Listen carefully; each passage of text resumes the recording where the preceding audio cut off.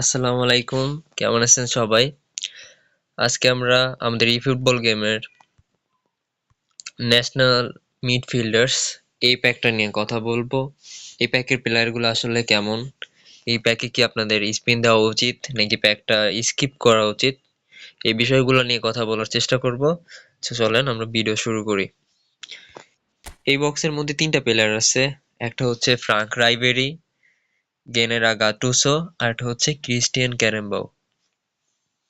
প্রথম যে প্লেয়ারটা ফ্রাঙ্ক রাইবেরি, এর দুইটা পেইড স্কিল দেওয়া আছে, একটা হচ্ছে মোমেন্টাম ড্রিবলিং আর একটা এডস ক্রসিং। আমরা যদি এই প্লেয়ারটার খেলার ধরন দেখি, ও হচ্ছে এলএমএফ, মানে প্রলিফিক উইঙ্গার একজন, লেফট সাইডে।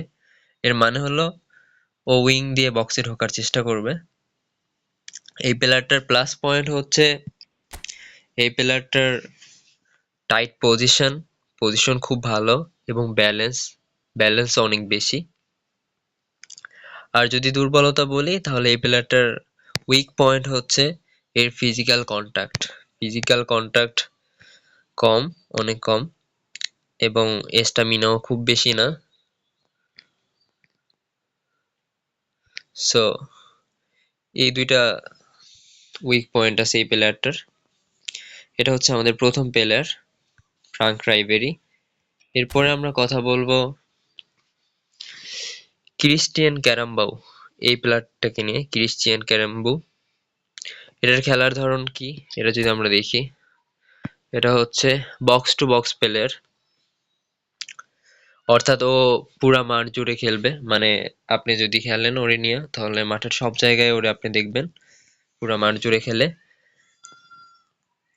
এটা একটা ইউনিক স্কিল, যেটা লেটেস্ট আমাদের যে স্কিল অ্যাড হয়েছে গেমে, ফোর্ট্রেস, এই স্কিলটা দেওয়া আছে যা ডিফেন্ডারদের থাকে। আরএমএফ বা সিএমএফ হিসেবে খেলালেও তিনি মাঝমাঠে রক্ষণভাগে দারুণ দারুণ কাজ করবেন, মাঝমাঠে ভালো খেলবে। আরএমএফ হিসেবে খেললেও মানে একটু নিচের দিকে নেমে খেলতে পছন্দ করে এই প্লেয়ার ক্রিশ্চিয়ান ক্যারাম্বো। এবং এটার যদি উইক পয়েন্ট বলি, তাহলে এটার উইক পয়েন্ট হচ্ছে আমরা যারা উইং এ প্লেয়ার গুলাকে খেলাই, যেসব প্লেয়ার আমরা ব্যবহার করি উইং এ, আমরা কি চাই এই প্লেয়ার গুলা থেকে? এই প্লেয়ার গুলার কাছে গতি থাকবে, ক্রসিং থাকবে নিখুঁত, যেটা এই প্লেয়ারটার কাছে নাই। সো এটা হচ্ছে এটার উইক পয়েন্ট। তারপরে আমাদের আরেকটা যে প্লেয়ার আছে, ওই প্লেয়ারটা নিয়ে আমরা একটু কথা বলবো। এটা হচ্ছে গেনেরা গাতুসো। এটা ডিএমএফ কার্ড, ডিফেন্ডিং মিডফিল্ডার। এটার যদি শক্তিমত্তা দুর্বলতা নিয়ে একটু কথা বলি, এটা হচ্ছে একটা ডেস্ট্রয়ার কার্ড। তার কাজই হলো বিপক্ষের পা থেকে বল কেড়ে নেওয়া, ফাউল করা হলেও আক্রমণ থামানো, ফাউল করে হলেও, মানে ডিফেন্ড ডিফেন্ডে খুবই ভালো, ভালো ডিফেন্ডিভ মিডফিল্ডার। আপনার সিভির যাতে খুব বেশি কষ্ট না হয়, ও কাজটা করবে, ডিফেন্ডিং মিডফিল্ডার হিসেবে ভালো আছে।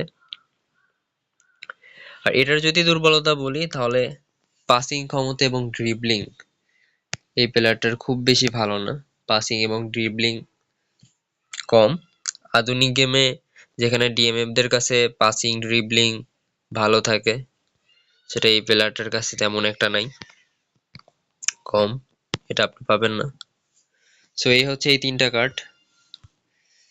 এবার যদি আমরা বলি আপনার কি এই কার্ডের পিছনে যাওয়া উচিত কিনা, তাহলে বলবো যে আপনি যদি এই প্লেয়ার গুলোর খুব বেশি ফ্যান না হন, তাহলে আপনার যদি কয়েন খুব বেশি নাও থাকে, যাই কয়েন থাকুক, আপনার মনে হয় সেভ করা উচিত। কারণ সামনে আমাদের ভালো ভালো show time, big time plus epic card আসতেছে।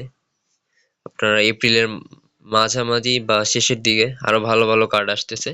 সো ওইগুলার জন্যই ওয়েট করা ভালো আমার মতে। এই প্যাকটার পিছনে কয়েন খরচ করা উচিত না, স্কিপ করা উচিত। সামনে আরো ভালো ভালো কার্ড আসতেছে। যদি আপনারা খুব বেশি বড় ফ্যান না হন, তাহলে আপনাদের এই প্যাকটা স্কিপ করা উচিত। সো আপনাদের কাছে এই প্যাকটা আসলে কেমন লাগছে? বা কোনো প্লেয়ার সম্পর্কে যদি কোনো মন্তব্য থাকে তাহলে অবশ্যই ভিডিওতে কমেন্ট করে জানাবেন। আল্লাহ হাফেজ।